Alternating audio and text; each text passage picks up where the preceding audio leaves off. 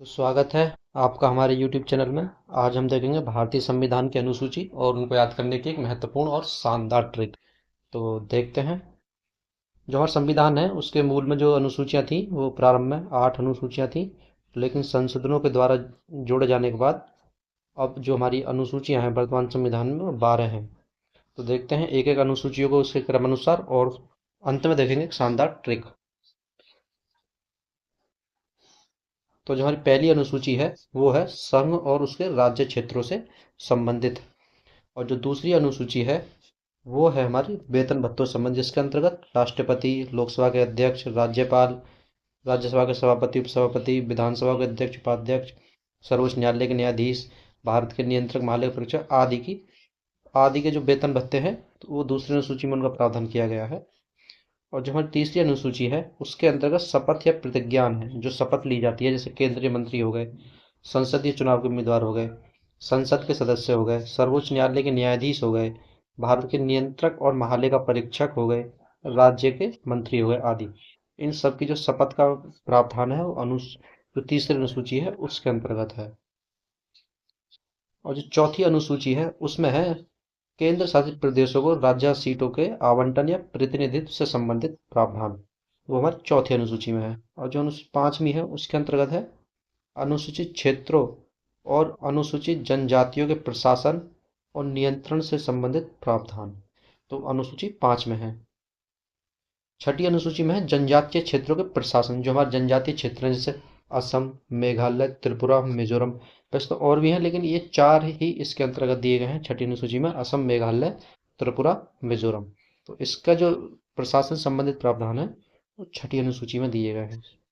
और जो हमारी सातवीं अनुसूची है उसमें जो हमारी संघ और राज्यों के बीच में शक्तियों का बंटवारा किया गया है उससे संबंधित है, जिसके अंतर्गत हमारी 3 सूची होती हैं: संघ सूची, राज्य सूची और समवर्ती सूची। जो मूल संविधान में संघ सूची में विषय थे वो 97 थे, लेकिन अब 100 हो गए हैं। उसी तरह राज्य सूची में 66 थे, लेकिन वर्तमान में 61 है। समवर्ती सूची वह सूची है जिस पर केंद्र और राज्य दोनों ही कानून बना सकते हैं। तो उसमें जो मूल संविधान में थी 47 थी, लेकिन वर्तमान में 52 हमारे ऐसे उसमें विषय हैं जिस पर दोनों ही मिलकर कानून बना सकते हैं। आठवीं अनुसूची में 22 भारतीय जो हमारी भारत की भाषा हैं उनको शामिल किया गया है। वर्तमान में 22 भाषाएं शामिल हैं। ये बहुत ही इंपॉर्टेंट क्वेश्चन है कि कितनी भाषाएं हैं, कई बार पूछा जा चुका है। तो 22 भाषाएं आठवीं अनुसूची में शामिल हैं। हम देखते हैं नौवीं अनुसूची। जो नौवीं अनुसूची थी वो प्रथम संविधान संशोधन 1951 द्वारा जोड़ी गई थी, यह मूल संविधान में नहीं थी। तो इसमें राज्य द्वारा संपत्ति के अधिग्रहण का उल्लेख है, जो संपत्ति से संबंधित कानून है वो इसके अंतर्गत है। 10वीं अनुसूची में दल बदल विरोधी कानून है, जो दल बदल के आधार पर अयोग्य ठहराया जा सकता है उससे संबंधित, ये भी 52वें संविधान संशोधन द्वारा 1985 में जोड़ी गई थी। 11वीं और 12वीं अनुसूची, ये दोनों बहुत ज़्यादा महत्वपूर्ण अनुसूचियां हैं, क्योंकि इनके द्वारा ही भारत में जो हमारे शहरी और ग्रामीण स्तर का जो प्रशासन है, जो पंचायत का गठन होता है, नगर पालिका का गठन होता है, उनका प्रावधान इसमें किया गया है। तो जो हमारी 11वीं अनुसूची है उसमें पंचायतों का गठन की शक्ति, अधिकार और उत्तरदायित्व है वो 73वें संविधान संशोधन धारा 1992 में जोड़ा गया था, यह प्रावधान। 12वीं अनुसूची में सही इसके एक साल बाद 74वां संविधान संशोधन 1993 में किया गया और नगर पालिकाओं की शक्ति, अधिकार और उत्तरदायित्व से संबंधित प्रावधान किए गए। तो इस तरह से हमारे टोटल 12 अनुसूचियां हैं, और इनको याद करने की बहुत ही शानदार ट्रिक है, देखते हैं।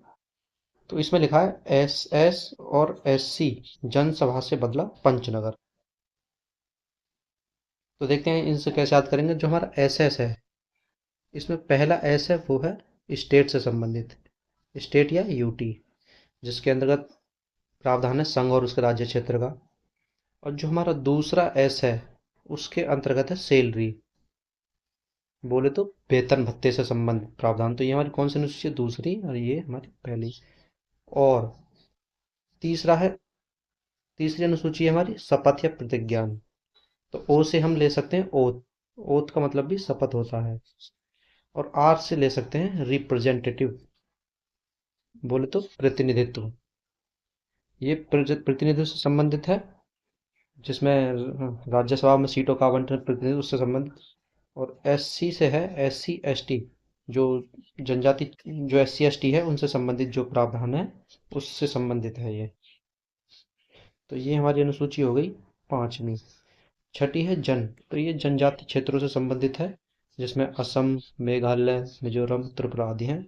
सभा में पहली से है, और इसमें दो भागों में मार सकते हैं, से और भा। तो जो से है, जो से है उसमें है सूचियां शामिल है हमारी, जिसके अंदर केंद्रीय, संघ सूची, राज्य सूची और समवर्ती सूची है। भय से भाषाएं हैं हमारी आठवीं अनुसूची में। और से मतलब संपत्ति, ये हमारा नौवीं हो गई संपत्ति। बदला से दल बदल कानून हमारा 10वीं अनुसूची। पंच से पंचायत 11वीं अनुसूची। और नगर से नगर पालिका 12वीं अनुसूची। तो इसको एक दो बार लिख कर हम याद करेंगे तो बहुत ही अच्छे तरीके से हमें याद हो जाएंगी, प्रैक्टिस से हमें याद हो जाएंगी। बस इतना ही याद रखना है, SS और SC जनसभा से बदला पंचनगर। इसको हम एक बार देख लेते हैं कैसे अप्लाई करना है। तो देखो, SS, अगर हम यहाँ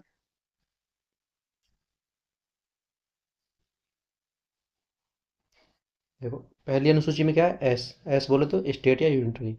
और दूसरी अनुसूची में SS, दूसरी अनुसूची में जो है भारत के राष्ट्रपति वेतन भत्ते, दूसरी एस मतलब सैलरी। तीसरी अनुसूची में मैट्रिक क्या थी, SS और SC जनसभा से बदले पंचनगर। तो दूसरी तीसरी में हो गई शपथ। तो शपथ क्या था, ओ था हमारा। उसके बाद क्या था, आर था हमारा चौथी अनुसूची में रिप्रेजेंटेटिव। पांचवी में क्या था, जनसभा से बदला पंचनगर, SC जनसभा से। तो इसमें SC में देखेंगे अनुसूचित क्षेत्र और अनुसूचित जाति प्रशासन है। इसमें जन लिख देंगे, तो ये जनजातियों से संबंधित प्रावधान है। सातवीं अनुसूची में है हमारी सूची, जो स है हमारा। और आठवीं में है भा, जिससे भाषा बनी है। नौवीं अनुसूची संपत्ति है, तो ये से। 10वीं में दल बदल है, तो इसमें बदला। पंचायत में पंच, नगर पालिका में नगर। तो इसी तरह से हमें ट्रिक काम करती है, SS और SC जनसभा से बदला पंचनगर।